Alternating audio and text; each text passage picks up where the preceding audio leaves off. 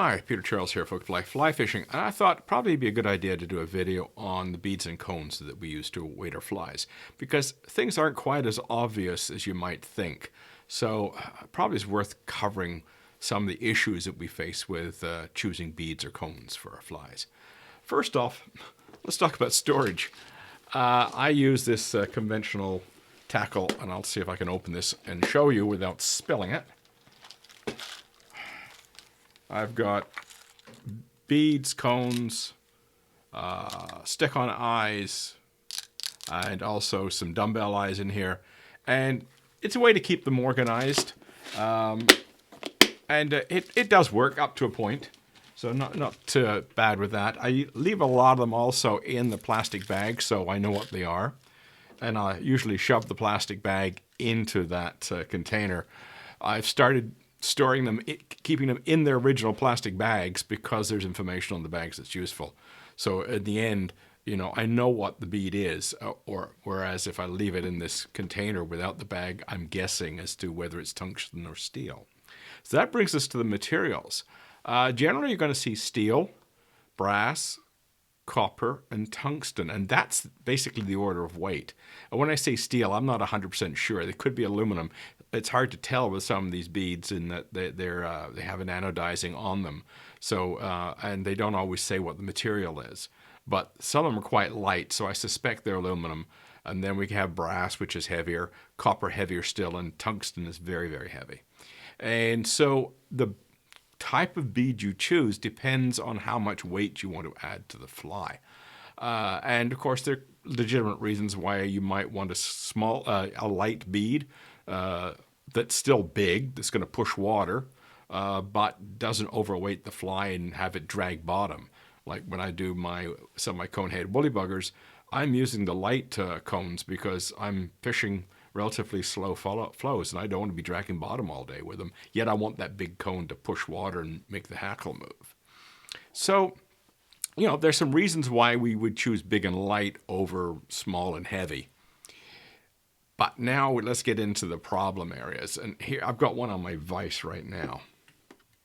As you can see, that's kind of leaning to one side, and it's a slotted bead and has a very big opening. So first off, what's a slotted bead? Well, if you work with flies and beads often enough, you'll find that sometimes you can't get the bead to go round the gape of the hook. The hole in the bead is too small. And the alternative is to make the hole in the bead larger so it can get round the gape of the hook. The other way to deal with it is to put a slot in the bead, which enables you to get it around the hook. So you don't need a big hole, because a big hole introduces problems. The bead now doesn't center on the hook shank very well. It flops around. I've even had situations where it will literally fall off the end of the hook because the hole is bigger than the eye of the hook, even though it wasn't a large bead.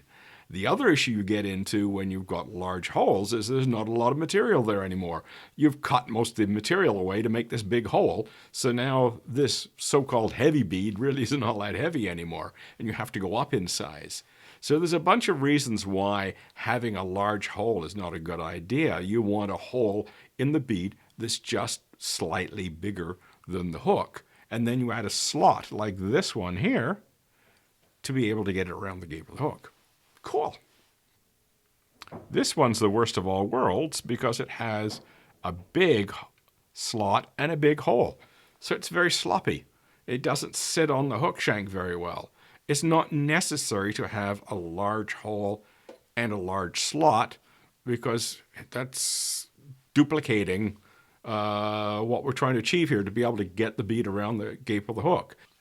So you want these slotted beads to be just big enough, just have that slot and hole big enough to be able to get around the wire. And with the pandemic, I'm buying a lot of stuff online, and I bought a whole bunch of beads, and it cost me a fortune in shipping. And when I got them in, that's what I ended up with. Not a happy camper.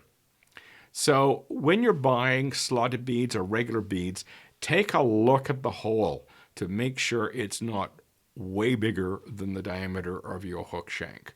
It solves a lot of problems if they're relatively close. And if you're having trouble getting the bead around the hook shank, then look at a slotted bead. The last thing I'll mention is that beads, I'll see if I can demonstrate this here. Perfect. I've got two beads here, one facing down, one facing up, and you can see that one bead is just a hole, and the other bead is chamfered. The other end of the bead is chamfered. In other words, it's kind of been like it's been drilled out, and that's to help it get round the gape of the hook. Now, that hollowing out is the back end of the bead, so you want the narrow end pointing towards the eye of the hook and the open end pointed backwards, which you'll fill with thread and material and that kind of good stuff. So don't put that hollowed out end on the eye of the hook, because it tends to go over the eye of the hook, and then it makes it difficult for you to put the tippet through.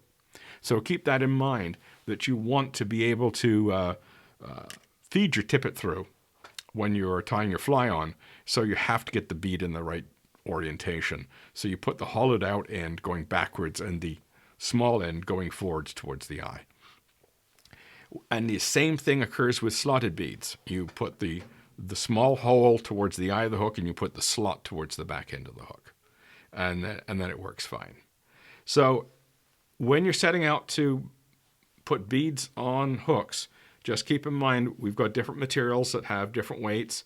You want to make sure you don't have this really big hole in the bead, because it just creates problems for yourself, and you're going to end up with a very sloppy fit. It may even fall off the end of the hook because it's too big to, the eye of the hook is too small to hold it on. And you've lost a lot of the material with the big hole. So the bead isn't as heavy as it could be. So keep that in mind, and keep the storage in mind too. Don't do what I did here and throw away the bags. Keep the bags. You can still use something like this to store them, but save the bags. It gives you information as to what kind of bead it is and what kind of material it's made out of. So keep that in mind. Cheers.